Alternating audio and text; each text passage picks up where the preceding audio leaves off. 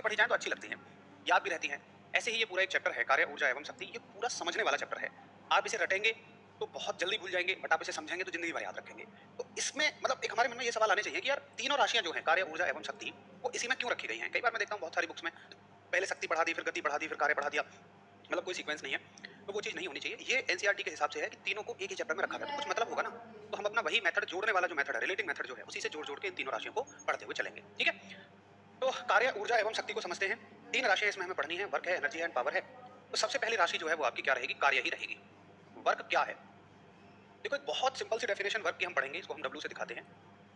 और मैं कहता हूँ कि वर्क का सिंपल मतलब ये है कि आपने किसी वस्तु पर फोर्स लगाया और फोर्स लगाने से, बल लगाने से वो वस्तु अपनी जगह से हिल-डुल गई, यानी कि वो विस्थापित हो गई, डिस्प्लेस हो गई।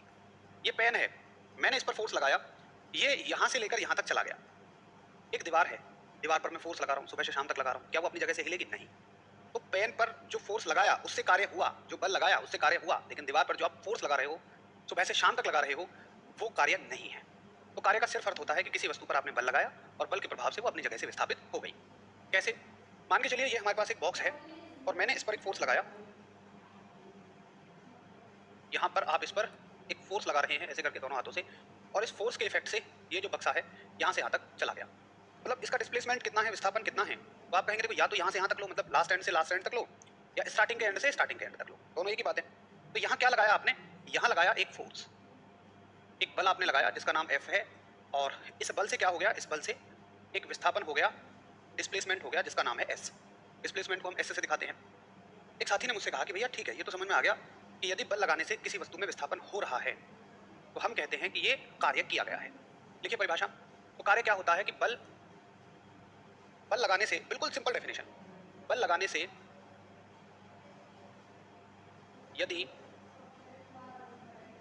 विस्थापन हो रहा है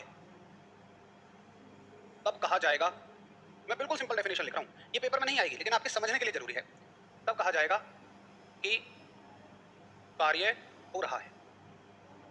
work is doing, work is doing only when there is a displacement, there is a displacement on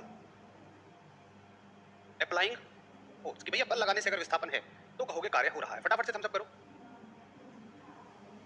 सभी थम्स अप करो कि ठीक है भैया इतना समझ में आ गया, कार्य का कंसेप्ट समझ में आ गया।